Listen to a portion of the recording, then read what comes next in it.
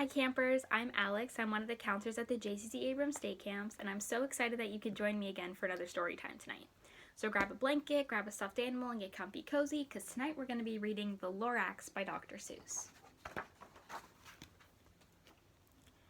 At the far end of town, where the grickle grass grows, and the wind smells slow and sour when it blows, and no birds ever sing, excepting old crows, is the street of the lifted Lorax. And deep in the grickle grass, some people say, if you look deep enough, you can still see today, where the Lorax once stood, just as long as it could, before somebody lifted the Lorax away. What was the Lorax, and why was it there? And why was it lifted and taken somewhere? From the far end of town where the grickle grass grows? The old Onceler still lives here. Ask him, he knows. You won't see the Onceler. Don't knock at his door. He stays in his lurkum on the top of his store. He lurks in his lurkum, cold under the roof, where he makes his own clothes out of miff, muffered moof. And on special dank midnights in August he peeks out of the shutters, and sometimes he speaks and tells how the Lorax was lifted away. He'll tell you perhaps, if you're willing to pay. On the end of a rope he lets down a tin pail, and you have to toss in 15 cents in a nail, and the shell of a great-great-great-grandfather snail. Then he pulls up the pail, makes a most careful count, to see if you've paid him the proper amount. Then he hides what you've paid him away in his snub, his secret strange hole in his grubulous glove. Then he grunts, I will call you by my whisper-ma-phone, for the secrets I tell you are for your ears alone. Slup! Down slups the whisper-ma-phone to your ear, and the old Onceler's whispers are not very clear, since they have to come down through a snurgelly hose, and he sounds as if he had smallish bees up his nose. Now I'll tell you, he said, with his teeth sounding gray, how the Lorax got lifted and taken away. It all started way back, such a long, long time back.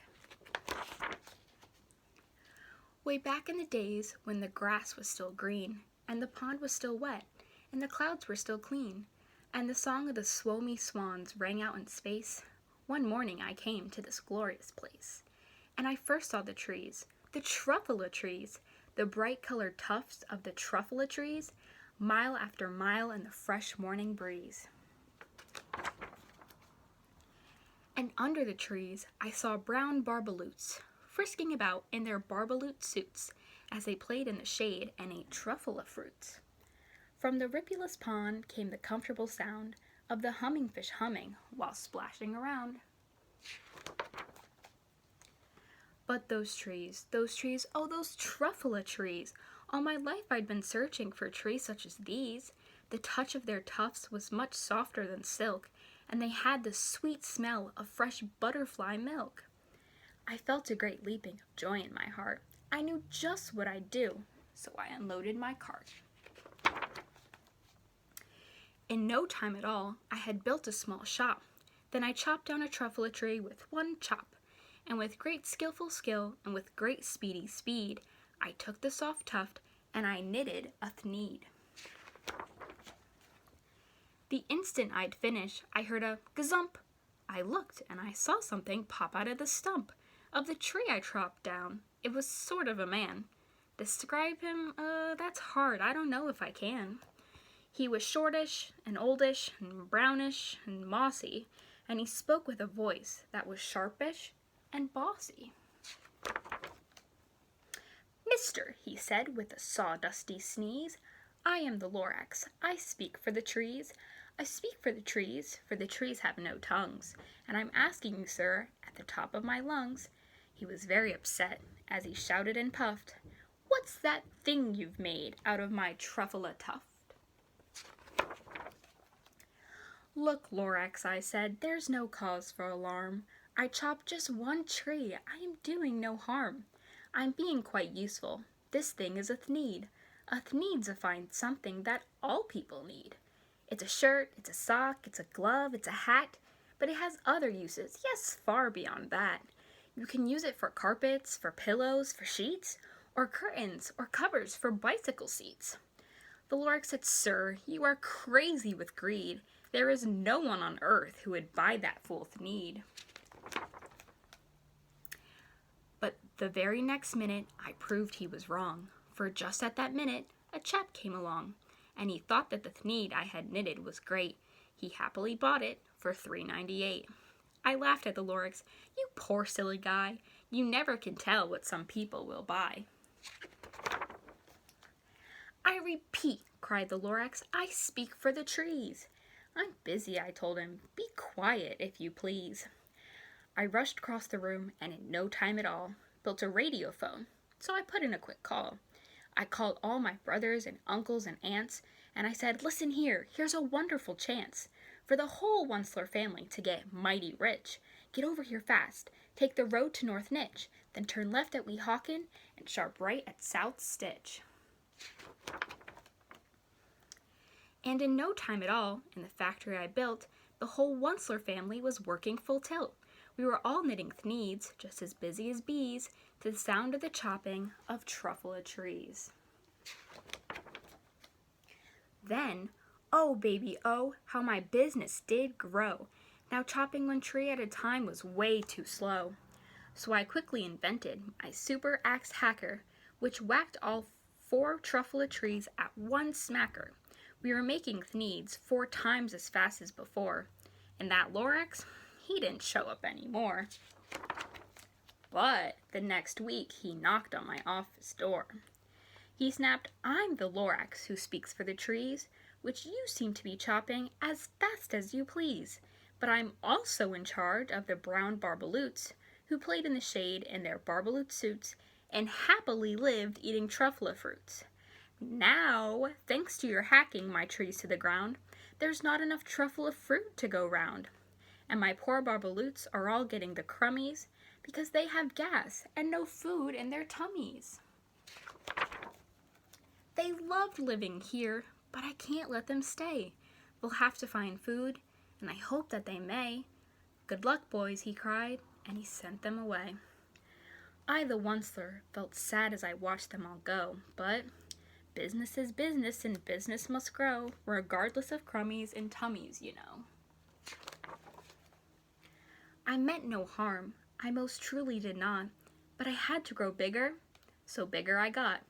I biggered my factory, I biggered my roads, I biggered my wagons, and I biggered the loads of the thneeds I shipped out. I was shipping them forth, to the south, to the east, to the west, to the north. I went right on biggering, selling more thneeds, and I biggered my money, which everyone needs.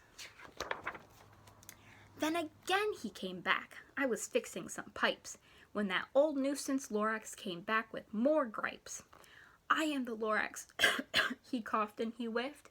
He sneezed and he snuffled, he snargled, he sniffed. "Onceler," he cried with a crufulous croak, "Onceler, you're making such smogulous smoke. My poor swami swans, why they can't sing a note. No one can sing who has smog in their throat." "And so," said the Lorax, "please pardon my cough.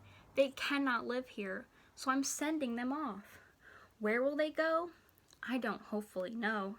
They may have to fly for a month or a year to escape from the smog you've smoggered up around here." "What's more," snapped the Lorax, his dander was up, "let me say a few words about gluppity-glup. Your machinery chugs on, day and night without stop, making gluppity-glup, also sloppity-slop. And what do you do with this leftover goo? I'll show you, you dirty old Onceler man, you. You're glumping the pond where the humming fish hummed. No more can they hum, for their gills are all gummed. So I'm sending them off. Oh, their future is dreary. They'll walk on their fins and get woefully weary, in search of some water that isn't so smeary. But I hear things are just as bad up in Lake Erie." And then I got mad. I got terribly mad. I yelled at the Lorax, "Now listen here, Dad. All you do is yap yap and say bad, bad, bad, bad. Well, I have my rights, sir, and I'm telling you, I intend to go on doing just what I do. And for your information, you Lorax, I'm figuring on biggering and biggering and biggering and biggering, turning more truffula trees into thneeds, which everyone needs. And at that very moment, we heard a loud whack. From outside in the fields came a sickening smack of an axe on a tree. Then we heard the tree fall, the very last truffula tree of them all. No more trees, no more thneeds, no more work to be done. So in no time, my uncles and aunts and everyone, they all waved me goodbye, and they jumped into my cars and drove away under the smoke-smuggered stars. Now all that was left 'neath the bad-smelling sky was my big empty factory, the Lorax and I. The Lorax said nothing, just gave me a glance, just gave me a very sad, sad backward glance as he lifted himself by the seat of his pants. And I'll never forget the grim look on his face when he hoisted himself and took leave of this place, through a hole in the smog without leaving a trace. And all that the Lorax left here in this mess was a small pile of rocks with the one word, unless. Whatever that meant, well, I just couldn't guess. That was long, long ago, but each day since that day, I've sat here and worried away. Through the years while my buildings have fallen apart, I've worried about it with all of my heart. But now, says the Onceler, now that you're here, the word of the Lorax seems perfectly clear. Unless someone like you cares a whole awful lot, nothing is going to get better, because it's not. So, catch, calls the Onceler. He lets something fall. It's a truffula seed. It's the last one of all. You're in charge of the last of the truffula seeds, and truffula trees are what everyone needs. Plant a new truffula. Treat it with care. Give it clean water and feed it fresh air. Grow a forest. Protect it from axes that hack. Then the Lorax and all of his friends might come back. The end. I hope you enjoyed this story, and I hope you have a fantastic night. Good night, campers.